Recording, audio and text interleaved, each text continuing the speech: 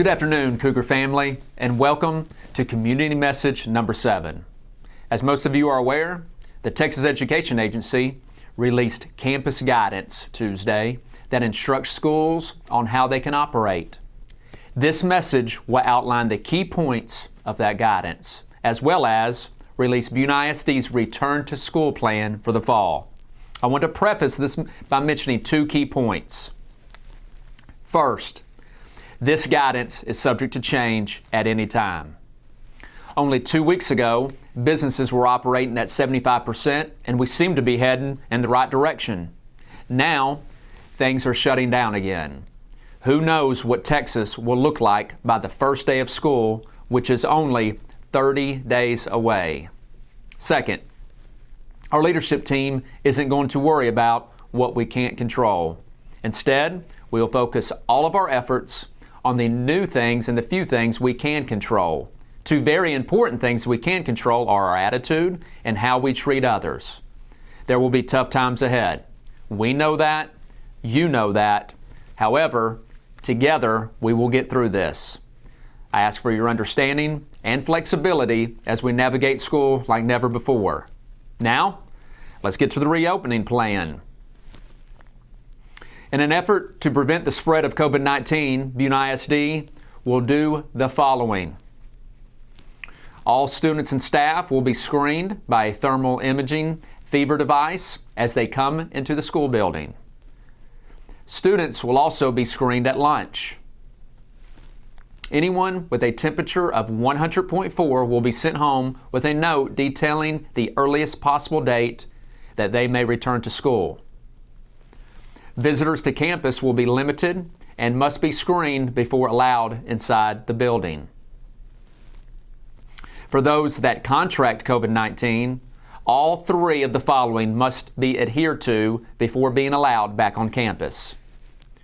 At least 3 days and 72 hours have passed since the recovery or the resolution of fever without the use of fever-reducing medications.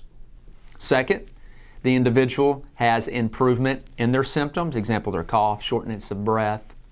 And third, at least 10 days have passed since symptoms first appeared. Individuals, including students, teachers, staff, or other campus visitors who have had close contact with someone who is lab confirmed to have COVID-19, as narrowly defined in the document of TA and as determined by the appropriate public health agency, should stay at home through the 14-day incubation period and should not be allowed on campus. Close contact is defined, and pay particular attention to this, as 1. Being directly exposed to infectious secretions, like being coughed on, while not wearing a mask or face shield, or being within 6 feet for an accumulation duration of 15 minutes while not wearing a mask or face shield. Those two things. When attempting to identify possible COVID-19 cases on campus, we will do the following. We will immediately separate any student who shows COVID-19 symptoms while at school until the student can be picked up by a parent or guardian. Buena ISD will clean the areas used by the individual who shows COVID-19 symptoms while at school, example, the student, teacher, or staff, as soon as is feasible. Students who report feeling feverish will be given an immediate temperature check to determine if they are symptomatic for COVID-19. An entire campus will not close for every positive case. Now to the issue of the face masks and/or shields as it stands today, July 14th. It is not mandated that students under 10 years of age wear PPE per governor's orders. It may not be developmentally appropriate for some other students, including some students with disabilities, to wear masks. However, those that don't wear a mask will be susceptible to being exposed and sent home due to the close contact definition, as I previously mentioned.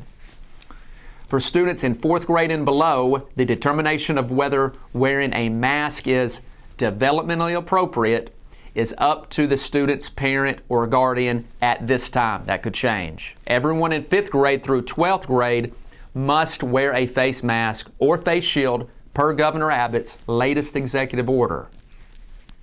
Students and staff are encouraged to bring their own mask or face shield. However, PPE will be provided for any student or staff that needs it.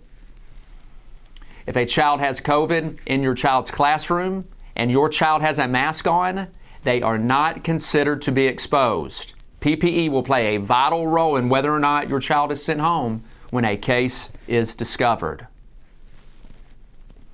The following health and hygiene practices will be implemented to mitigate the spread of COVID-19.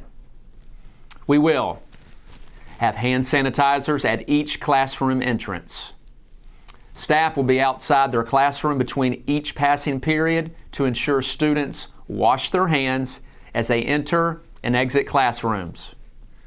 Students, teachers, and staff and campus visitors will be encouraged to sanitize and/or wash their hands frequently. All students' desks will be required to be wiped down between passing periods using antibacterial spray or wipes. On the first day of school, we will provide instructions to students on appropriate hygiene practices consistent with the mitigation practices adopted. Restroom occupancy will be monitored to control overcrowding, and water fountains will be limited to the filling of water bottles only. We'll also limit the amount of students participating in small group instruction at one time. Breakfast and lunch will look a little different as well, but nothing drastic. For example, the elementary students will eat lunch in the cafeteria with their class only. Parents will not be allowed to eat lunch with their child until further notice. Junior high and high school will add an additional lunch period to reduce the number of students in the cafeteria at one time. There will also be limited outside eating areas at the high school through picnic tables. High school students will go to the cafeteria for breakfast only, and all others will report to the activity center in the morning. Fever devices will be used again during lunch by trained staff. Bus transportation guidance are as follows. We highly encourage families to drop students off, carpool, or walk with their student to school to reduce possible virus exposure on buses. Buses will be thoroughly cleaned after each bus trip, and we will require students and staff to use hand sanitizer upon boarding the bus. Bus windows will be partially opened during routes to provide additional ventilation, and parents may consider having developmentally appropriate aged children wear a mask while riding the bus.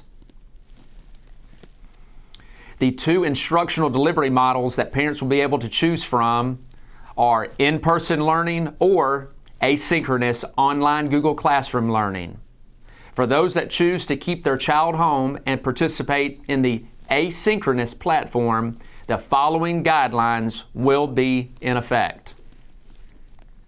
First, the student will not be allowed to come back to in-person instruction until the beginning of the next 6-week period. The same is true in reverse. Students who come to school need to stay until the end of the 6-week grading period before participation in the asynchronous online platform Google Classroom will be allowed. Extracurricular activities such as UIL will not be permitted for asynchronous learners. You must be present at school each day to participate. Daily student participation in learning activities is required, and expectations for coursework and guidelines for grading will be the same for in-person and at-home instruction. Teachers will record their lesson in real time and upload the video to Google Classroom. Asynchronous learners will be 1 day behind on-campus students and have until 3:30 the following day to turn in assignments. There will be times when your child will be required to report to class via Zoom or other synchronous real-time activities in order to stay up to date with their peers. On-campus learners must be present 5 full days per week and will transition from one class to another as normal. Technology will consist of the following. Every student attending Buena ISD will be issued a Chromebook. we are now officially a 1-to-1 school district. A limited number of Wi-Fi boxes will be available for parents who need them. And hotspots will be available, as always, at the elementary, high school, and at the public library. The only cost is we ask parents purchase insurance for their child's device at a cost of $20 per student. As it stands today, fall UIL sports such as football, cross country, and volleyball are still scheduled, although they may look different than previous years. I'm not sure. For example, we may have to limit the number of fans attending games. This isn't something that we wish or want to do, but sacrifices will have to be made in order to move forward. We will definitely continue to update you on changes as we receive them from the UIL. Staff members, I'm going to talk with you for just a second. The top concern has been losing pay to being sent home with COVID-19. Listen, if we sent you home to quarantine, you will not lose any money, be docked, and you will be covered under the CARES Act funding. If you are sent home with your child due to COVID-19, staff members will once again be covered under the employee family portion of the CARES Act. This coverage gives our teachers 20 school days of paid leave a month. Our teachers and staff are essential, and BISD will ensure you are taken care of in the event you are forced home. I certainly understand that this is a lot of information to digest, and we want to answer any questions you may have. To accomplish this, I will be hosting a virtual town hall meeting through Facebook Live tomorrow evening at 6 p.m. on my personal Facebook page.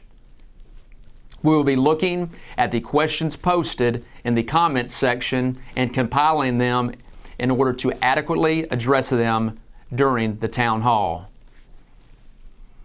Thank you for your flexibility throughout this process as we prepare for a challenging year ahead. As always, our primary goal is the safety of our students and our staff. We will continue to modify our plan in order to accomplish this goal. Remember, this plan is very fluid and will change constantly as new guidelines and orders are presented. Take care, stay safe, and we'll see you tomorrow night at 6 p.m. Thank you.